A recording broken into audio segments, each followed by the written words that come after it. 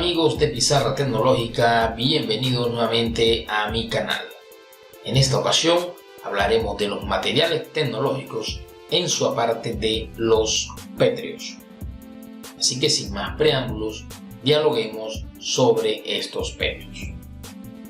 Conceptualizando un poco, podemos decir que los materiales pétreos, donde el más importante es la roca, ya que de este se derivan muchos, son materiales inorgánicos, naturales o procesados por el hombre, que se derivan, como decía, de la roca y poseen una calidad similar a esta misma. Las rocas no son más que agregados de partículas minerales muy grandes y sin forma determinada, que se encuentran en la naturaleza. Algunos ejemplos de estos materiales pétreos son los granitos, mármoles y pizarras. Estos son muy apreciados en la construcción, ya que son muy resistentes y se usan para realizar estas construcciones de una forma concreta. Los pétreos incluyen al yeso, que mezclado con agua se puede utilizar en la construcción de bóvedas, tabiques, placas y moldes. Si hablamos un poco de la obtención de estos materiales pétreos, podemos determinar que la gran mayoría de estos pétreos se utilizan sin apenas una transformación. Podríamos resumir el proceso de obtención de estos materiales a través de los siguientes pasos. Primero, la extracción, donde las rocas se arrancan de la corteza terrestre en una cantera, ya sea con máquinas o exposiciones controladas que se hacen en las zonas de obtención de este mismo. En la trituración se consiguen trozos homogéneos, donde la trituradora es la máquina que procesa el material y produce trozos de un tamaño menor al tamaño original.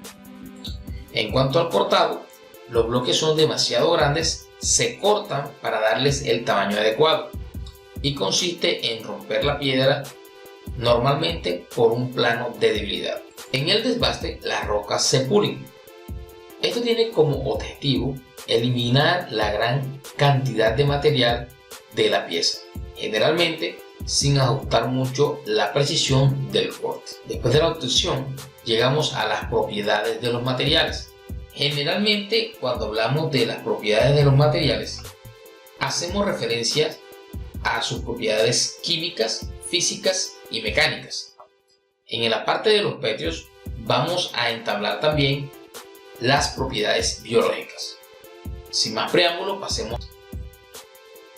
Dentro de las propiedades químicas, inicialmente encontramos la permeabilidad, que es la capacidad que tiene este material de permitir a un fluido que lo atraviese sin alterar su composición. Luego encontramos la solubilidad, que es donde el material pétreo puede mezclarse de forma homogénea con otra sustancia que actúa como disolvente. Dentro de estas propiedades encontramos la biocompatibilidad, que es la capacidad que tiene el material pétreo de adaptarse al tipo de ambiente según su necesidad. Y por último tenemos la oxidación, los materiales pétreos se combinan con el oxígeno formando una capa de óxido en la superficie. Siguiendo con las propiedades, llegamos a las propiedades físicas. Encontramos inicialmente la fusibilidad. Esta fusibilidad lo que nos da es la razón o la cantidad de calor que se tiene que transmitir a un material pétreo para que éste pueda llegar a fundirse. También encontramos la higroscopicidad, que es la capacidad que tiene el material pétreo de absorber y desprender humedad del medio. También encontramos la porosidad, que es el consistente del volumen de poros entre el volumen total del material. Encontramos la conductividad eléctrica, que es la propiedad que tiene el material pétreo de permitir el paso de la corriente eléctrica a través de él, como también la que es la propiedad que tiene el material pétreo para transmitir el calor. Y por último, dentro de las propiedades físicas, encontramos la dilatación, que es la variación relativa de las dimensiones de un material a causa de un cambio de temperatura. Estas son las propiedades físicas de los materiales pétreos. Ahora hablemos un poco más de las propiedades mecánicas. La primera propiedad mecánica que encontramos es la tracción. En este caso, dos fuerzas opuestas aumentan siempre la longitud de la pieza en direcciones de las fuerzas. Si es bastante intenso, finalmente esta pieza de material pétreo se va a romper. Luego de la tracción encontramos la flexión. En la flexión, las fuerzas que tienden a doblar el material pétreo hacen que la pieza se curve, y también, como en la tracción, si es muy intenso, acaba por romper el material pétreo. También encontramos la compresión, donde la acción de dos fuerzas tienden a doblar este material. Esta clase reduce la longitud de la pieza en la dirección de las fuerzas y finalmente se rompe. También encontramos la cizalladura. Es la acción de dos fuerzas opuestas que ejercen sobre puntos diferentes pero muy próximos y tienden a cortar la pieza de material pétreo. Y por último encontramos la torsión, donde la acción de dos fuerzas tienden a retorcerla, a deformarla alrededor de cruces de deformaciones en la pieza. Ahora, volviendo con el resto de las propiedades, encontramos las propiedades biológicas. Dentro de las propiedades biológicas, inicialmente encontramos la reciclabilidad. Esta hace referencia a la capacidad que tiene el material pétreo de transformarse desde un producto usado a un producto nuevo con una vida útil. También encontramos la biodegradabilidad, que es la propiedad que tiene el material pétreo de transformarse como consecuencia de su interacción con el medio.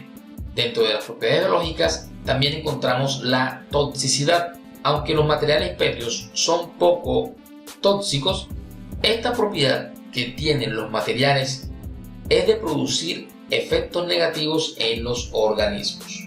Bueno, y así terminamos con las propiedades de los materiales, para llegar al punto de cómo se clasifican los materiales. Normalmente los materiales pétreos los podemos clasificar en naturales, artificiales, conglomerados y bituminosos. Pasemos entonces a los materiales naturales. Estos materiales pétreos naturales son los siguientes. Los podemos dividir entre las rocas sedimentarias, las ígneas y las metamórficas. Las primeras, las sedimentarias, son las rocas que se forman por la acumulación de sedimentos. Son diversas partículas de muchos tamaños que son transportadas por el agua, el hielo o el aire y son sometidas a procesos físicos y químicos que dan lugar a un material sólido. Las ígneas se forman cuando el magma, es decir, dentro de la corteza terrestre, se enfría y se solidifica. Las metamórficas son las que se forman a partir de otras rocas mediante un proceso llamado metamorfosis. Dentro de la clasificación continuamos con los pétreos artificiales. Los pétreos artificiales más conocidos son la cerámica, que es el producto de diversas materias primas, especialmente la arcilla, que se fabrican en forma de estas y que al someterlos a una coacción sufre procesos físicos químicos con los que se adquiere consistencia pétrea. Otro pétreo artificial que encontramos es el vidrio. Este material inorgánico es duro, frágil, transparente y amorfo. El artificial se usa para hacer ventanas, lentes, botellas y una gran variedad de productos. Dentro de la clasificación también encontramos los conglomerados. Los conglomerados que encontramos son el yeso, la escayola y el cemento. El yeso es una roca natural denominada algés.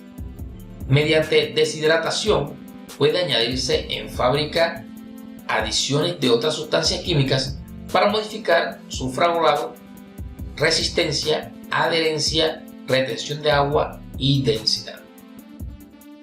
La escayola es un producto industrial, un yeso de alta calidad, grano muy fino, con pureza mayor al 80% en sulfato de calcio, que se obtiene del yeso natural o algés. Y otro conglomerado que encontramos, uno muy conocido por nosotros, es el cemento, que es un conglomerante formado a partir de la mezcla de caliza y arcillas calcinadas y posteriormente molidas, que tiene la propiedad de endurecerse al contacto con el agua. Siguiendo con la clasificación, llegamos a los bituminosos. Estas clasificaciones de los bituminosos encontramos inicialmente al alquitrán, que es una sustancia líquida, viscosa, oscura y de olor muy fuerte, que se obtiene de la destilación destructiva de ciertas materias, principalmente de la hulla, el petróleo, la turba y los huesos. Otra clasificación de los bituminosos es el asfalto, que es la mezcla de este material con cal, que se emplean principalmente en la pavimentación de vías públicas de alta circulación. Y por último, el bituminoso que encontramos es el betún, que es una mezcla de sustancias orgánicas altamente viscosas, de alta densidad, completamente soluble en disulfuro de carbono y compuesta principalmente por hidrocarburos aromáticos policíclicos. Esta fue la clasificación de los materiales pétreos. Ahora podemos llegar a conocer cuáles son las aplicaciones que le podemos dar al material pétreo. El material pétreo lo podemos aplicar o darle uso en la construcción de bóvedas, tabiques, placas y moldes, asimismo el cemento y el hormigón, para la fabricación de estructuras, columnas o elementos decorativos. También se usa en la construcción arquitectónica o de obra civil o ornamentación. También utilizamos el material pétreo en la elaboración de carreteras, vías férreas, recubrimiento de suelo y paredes. Estas son las principales aplicaciones donde podemos utilizar el material pétreo. Bueno amigos, no siendo más, me despido de ustedes, no sin antes darles las gracias y recordarles que se suscriban a mi canal y nos sigan en nuestras redes sociales. Muchas gracias por compartir este momento.